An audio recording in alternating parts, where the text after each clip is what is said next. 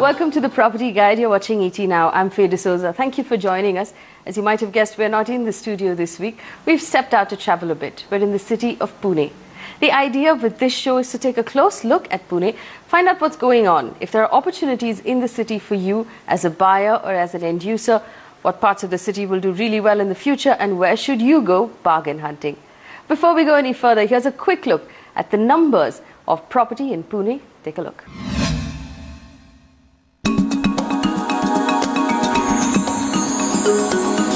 Nestled in the Sahyadri mountain ranges, the city of Pune is no longer just Mumbai's smaller cousin. With a bustling economy of growing IT and manufacturing industries, Pune has become home to the most stable real estate market outside of Bangalore. Even though reports show a relative drop in prices, Pune's performance over the last 2 years has outpaced larger markets of Mumbai and the NCR. According to a report by Cushman Wakefield, Pune's residential market saw nearly a 33% drop in new launches in the first quarter of this year compared to the previous quarter. Now compare that to the 68% drop in the NCR. Pune has 16 months worth of unsold inventory pent up compared to 36 months of unsold inventory in Mumbai and 42 in the NCR. Now, if you're in the market to buy a home in Pune and you've been waiting for prices to come down, you just might be waiting in vain.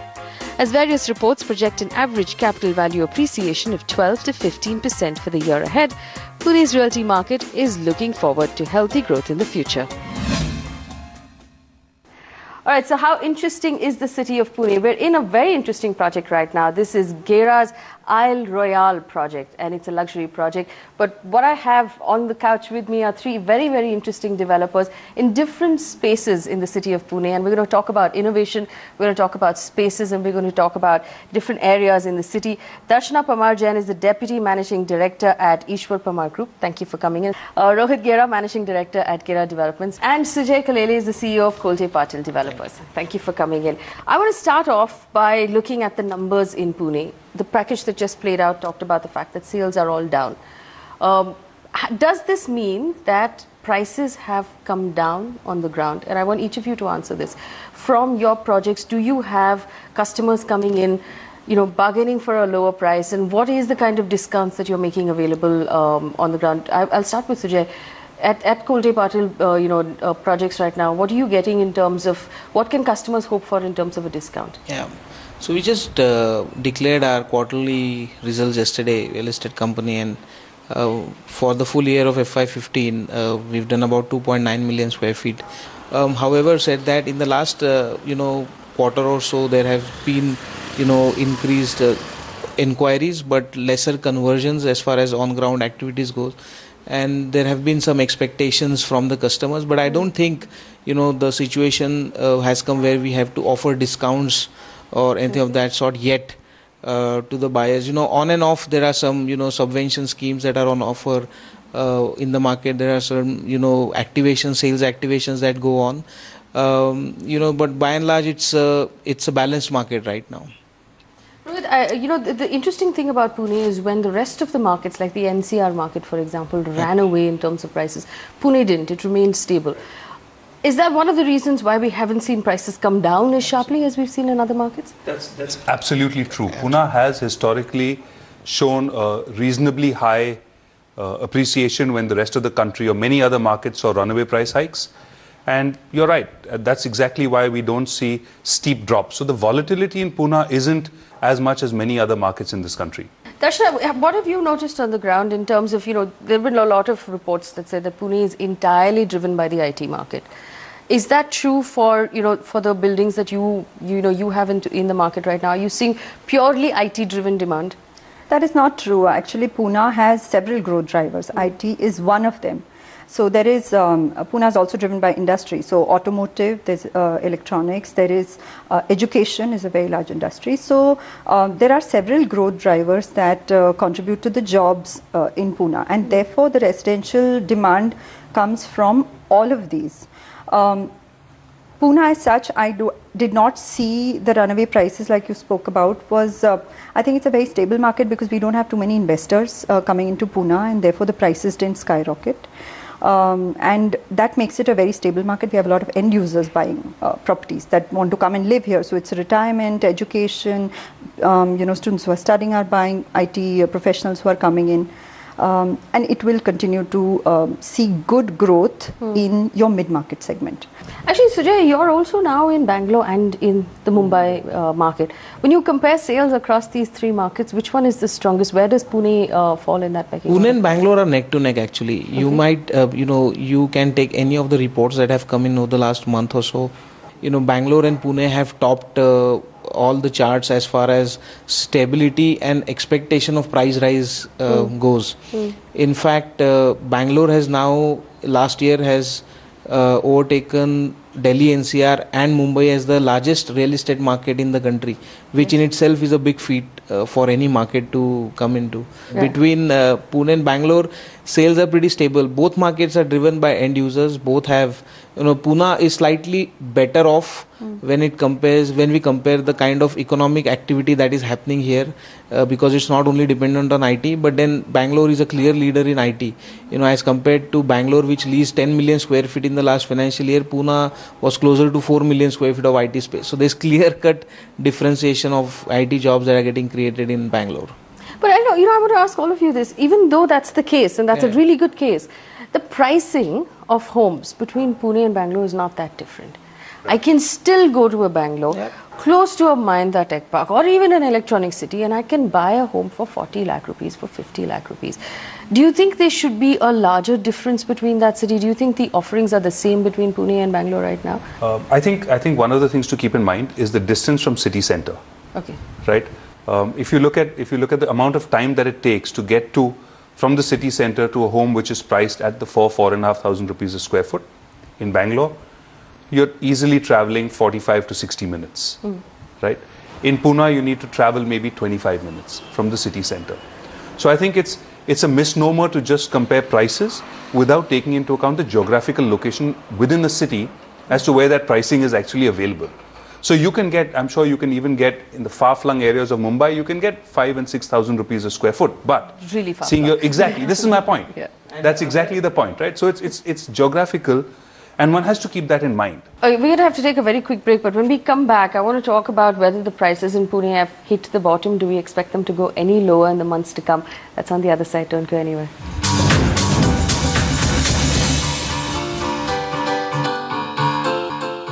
Welcome back. You're watching The Property Guide on ET Now. Thank you for staying with us. We're talking about the Pune market. We talked about the fact that, there is some weakness in this market. And, we all know what the triggers are going to be. Possibly lower interest rates, better infrastructure, more supply in this market. I want to understand from you if you think this is the bottom. Do you foresee more pain? If this sort of a market continues, say, for another 6 months or through the festive season, will the prices come down further, or is this the bottom, Prashna? I think we've hit the bottom. It's only going to get better from here. I think that we are already seeing sales on the upside. In fact, luxury has done very well, not very well, but it has picked up in the last 2-3 months. We are seeing sale of units, even 5 CR upwards. So it is getting better for sure. And, with real estate going towards being regulated as an industry, and it's going to get more expensive. So if you're looking to buy, now is the time. Rohit, what are the triggers? If we assume that this is the bottom and things will get better from here, what do you expect will happen in the next few months for it to get better? Because we saw last year, the festive season alone was not enough. There were a lot of hopes being pinned on the fact that, okay, people will come out during the festive season and buy. That didn't happen. So what could possibly happen this year? So I think couple of things that need to happen. We need to see interest rates come down, okay? And so that's the one big one. We're already starting to see investment coming in and companies starting to make longer-term investments. We're starting to see the infrastructure sector take off as well. So I think it's a matter of time. So I don't think that there's going to be too much that is going to create a shake-up in the market to come down for prices to come down. So I think it's bottomed out. Sujay, I want to talk to you about Nestfest, I beg your pardon. You did see, according to the PR releases, there was a lot of response you got. Is that the kind of thing that builders are going to have to do going forward to sort of, get the market going, get people to come out and actually take a look and, maybe book something? Because post Nestfest, have you seen, the interest hold up? Or are you going to have to keep doing events like that? So actually that was, as you rightly said, the festive season did not see too many conversions. So that's when our team came up with the idea of Nestfest, and, intelligent packaging and good promotion actually resulted in a lot of buyers who were fence sitters in actually jumping on the bandwagon. So, I personally have a slightly different take on that. I feel today's buyer has become far more intelligent and far more informative. I don't think another Nestfest would be successful, will give us the same results. It was seen, there were, after February, there have been 7 such events done by different developers across the country. But they didn't get even 1/3 of the response that we got. And I can tell you that if we do it again, I don't think we will get even 1/3 of the response that we got. All right. So given where the prices are right now, none of the three of you think the prices are going down from here any further, which makes it a good time to buy. And you also believe that there is a possibility that a builder or a buyer can come in and possibly drive a bit of a bargain. But if the big question is finding the right builder, I want each of you to give our viewers one piece of advice on what should be on that checklist. I would look for service post-delivery. I would look for on-time delivery on previous projects. The intent. So I go to a project he's already completed and actually you should do your ring homework. a doorbell Yes. and you should do your homework. It's available. There are a lot of forums where people post opinions. So there should be homework that you do before you invest so much money into any apartment. And I believe that you need to research the company that you buy the home with. Yes. Right. So I think track record is the most important factor, and I think too often customers get swayed by glossy brochures, by glib sales talk. Please, for God's sake, don't do that. You're going to be paying for the next 25 years or 20 years for this home which you're buying. And the last thing to do is to repent over a 25-year period. Yes. I'm not so convinced about just the online bit to go and ask, because I think that there's a lot of motivated actions on that. So the easiest thing is to go to a past project, ring a few doorbells, talk to a few people, ask the question, how responsive is the developer? These are homes which are built by people, and they can have problems. But if you find that the developer is responsive, that he's going to fix your problem, then you know you're in good hands. So does it make sense for me to check on funding? Who has funded this product? Who's behind absolutely. it? Is there if I wanted to check on absolutely, why not? I mean, how would I do something like that? Yeah. I mean, one should research everything actually, and I would go slightly further, one step further, and say that one should check for approvals.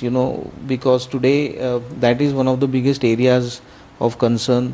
I mean, obviously there have been cases in the past where developers have got approvals, and those have been revoked for reasons out of developers' control. But at least to start with, that is something that one has to do, because approval, I'm getting approval and I have got approval. Two completely different Two completely different things actually. I want to understand, in the Pune market, what is the most challenging piece of approval or paper for you to source? So for example, if I go as a customer tomorrow to buy from a Pune developer, I know all of you all are smiling, but okay, and he has 3 approvals, he doesn't have the 4th one. I want to know which of those is the most critical that I have to make sure that he has. So what has been the most challenging in terms of all of the approvals This to is get? Rohit's question. So, look, I think each of them pose their own challenges. Okay. Unfortunately, you require all the approvals, and I'm not exaggerating, but each and every one of them is extremely challenging. And there's a number of reasons for it. Part of it is to do with the industry, part of it is to do with just the system and the environment. Part of it is the lack of accountability and the lack of ownership. But it is an extremely challenging process. The worst for us has been the environmental clearance bit. Okay. Absolutely. I think if environmental clearance would have been slightly streamlined, like some taxes that are now PM has been referring to in his speeches, I think Pune prices wouldn't have jumped so much in the last 3-4 years. But it's only because while the demand actually compressed by say about 20%, the supply got compressed by 40% because of this environmental clearance. which actually prevented a lot of supply. And this continues. We have not seen any improvement in environmental clearance, in the past 2 years at all. All right, so there's no reason why we should only grade and rate developers. I want each of you to give me your, rating of the ease of doing business with the city of Pune on a scale of 1 to 10, 10 being the highest and the most convenient. I know you're going to pass this on, so I'm going to come to you last. So Jay, you start first. 3. 3? Yeah. And compared to the other cities that you do business in? Oh, Bangalore is 7. Bangalore is 7. Yeah, we get, like Thani Sandra project that you're talking about, we got environmental clearance in 1.5 months from the date of applying. You compare that with our Wakad project. We invested 392 crores 2 years ago in buying 34 acres of land, and we got the environmental clearance after 2 years. So it's probably the reason why, the other numbers that you compared between Bangalore and Pune was so starkly different. Absolutely right. Rohit, is that your experience as well? A 3 for Pune? No, I think it's a little worse than that. But let me tell you, we talk about this ease of doing business as far as India is concerned, and India is 142 on this list. Okay, we are at 184 on ease of getting construction permits in the country. Wow. Okay, when you drill down further into that report and you look at the different cities, Mumbai has been number 17 out of 17 cities in India. We are part of the same Maharashtra government. Yes. So it is my belief that we are in amongst the most difficult places in this world to obtain construction permits. I'm convinced just looking at that World Bank report and the experiences that we face. So the prices that we complain about as customers, that this is too expensive and the prices are just not coming down, and where are these prices coming from? Like, how are these builders, commanding this sort of rates? Reducing rates? A large portion of that is the, the non-ease of doing business. So the inefficiency. 25% of the total price that a customer pays goes into stamp duty, service tax, VAT, input VAT, excise, approval fees that we pay, development premiums that we pay. 25% of the cost of the home is paid to the government. This is the reality. Then there's cement, steel and other things. Yes. There's land. And then there is what the developer makes at the end of it. All right. So if anything is left. Well, let's hope there is something left. All right. We're going to take another very quick break. When we come back, we'll talk about specific locations in Pune. We'll talk about innovations in the realty market. Don't go anywhere.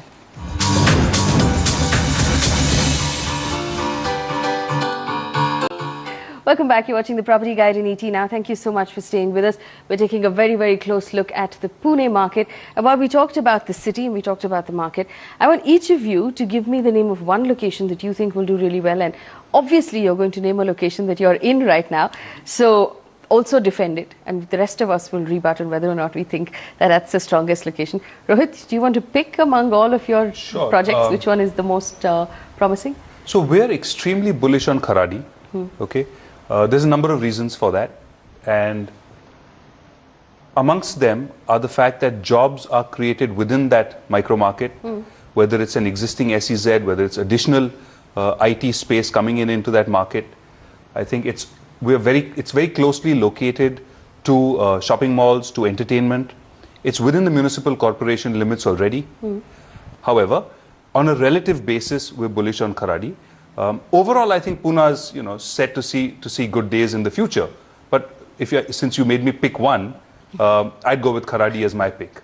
So, Jay, if I was looking at pure IT demand, wouldn't Hinjewadi be a better bet? Yeah. Hinjewadi and Wakad are a very, very strong bet, especially because while we also have 2 projects in Kharadi, that's an area which is driven by leased office space demand. So you don't have campuses, large campuses on the eastern side. Obviously, Magarpatta is there, but that's also leased. If you look at Hinjewadi, it's now officially Asia's largest IT park if you put together all the 3 phases actually. What sort of price appreciation have you seen in Hinjewadi in the last 3 years? Double. And you expect that to continue? That sort of growth to continue? Or it's going to be slightly more difficult to replicate I don't think it will double in the next 3 years. I mean, I'll be happiest if it does that.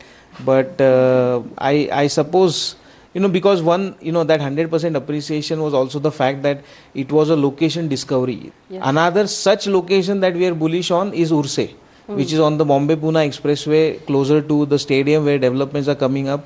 That is where we are coming up with our next 600-acre development. So that will definitely see 100% appreciation. Darshan, you want to pick your location?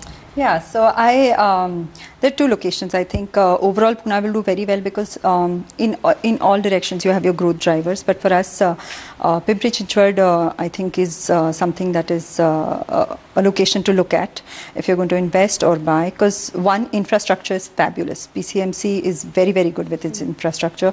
100-meter BRTS roads everywhere that you go, flyovers. So they've planned ahead. And here price appreciation will be tremendous. Like for us, again, prices have doubled in the last 3 years. All right, I also want each of you to talk about innovation. Now, we do know that Pune, because of the space that it has and because of the inclination towards art and culture, you have Trump Towers coming in, you have a lot of very interesting architecture happening in Pune right now. But, from each of your companies, what's the most interesting thing you all are working on? Do you want to take that first? So, for mid-market segment, I think the idea of aspiring to have a home which has amenities which have not been seen before. So for us, it's been a boat club. To be able to offer something like that in the township has been very, very attractive. People are excited to offer a suburban home with a more active lifestyle. That's what's worked very well for us. Rohit? So we're currently very excited about our child-centric homes. We launched this last year and we're finding tremendous excitement amongst consumers. What's a child-centric home? So a child-centric home is basically a home which takes into account the safety, fun, development needs of the children and the convenience needs of the parent.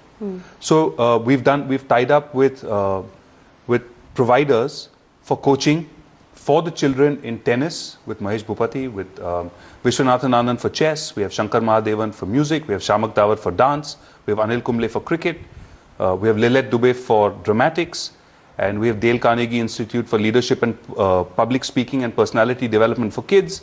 So what we found is parents today want their kids to have the best of opportunities. And there's a need to provide these kind of facilities for families within the development itself. Sujay, what are you working on right now? Yeah, so we are working on, other than the project development, product development that continues, what we are working on is how we can integrate technology into the core business to basically open up the entire company. Right now there is too much of dependence of people to people interactions. So technology is something that we are integrating. We just launched in January, we launched a mobile app for customers as well as channel partners. So we were the first in the country to do that. The response has been phenomenal. So we'll see increasingly more technology initiatives which will at least ease of doing business with Kolte Patil should go up. All right. Yes. Actually add to one more thing. We're currently celebrating 10 years of our 5-year warranty. Basically, if anything breaks or leaks or cracks, you will come back and fix it in 5 years. Any manufacturing defect, we give our customers a written contract. It's on stamp paper, handed over to them at the time of possession. And over the period of 5 years, if there's any manufacturing defect, we come in and fix it at our cost. We've been doing this for 10 years now. And, it works. And I hope that other people do it. It'll be great for the industry. Sujay? Yeah. Will you do it? Absolutely. I think, that's... So we do it. We do offer it right now. And it does play largely on the confidence of the customer when he's buying. So. Okay, unfortunately, we've completely run out of time, but this has been fun. Thank you, all three of you, for joining us on The Property Guide. Thank you very much. If you have questions for any of them about any of their projects, you can write to us. Our email ID is at the bottom of your screen. You can reach me personally on Twitter as well. Thank you so much for watching.